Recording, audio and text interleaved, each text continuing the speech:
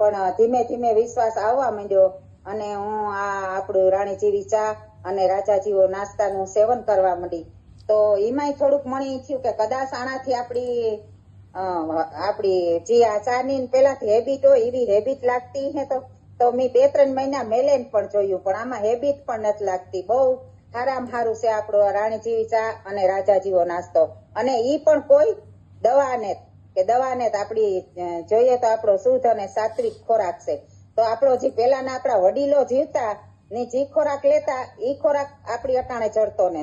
તો આમાં આપણી આ જાર લઈએ રાણી જેવી ચા અને રાજા જેવો નાસ્તો આપણી હવારનાથી લેતા હોય ત્યારથી જ આપણું એકદમ સ્વાસ્થ્ય એકદમ સારું લાગવા માંડે અને આપણી જીવવાની પણ મજા આવે.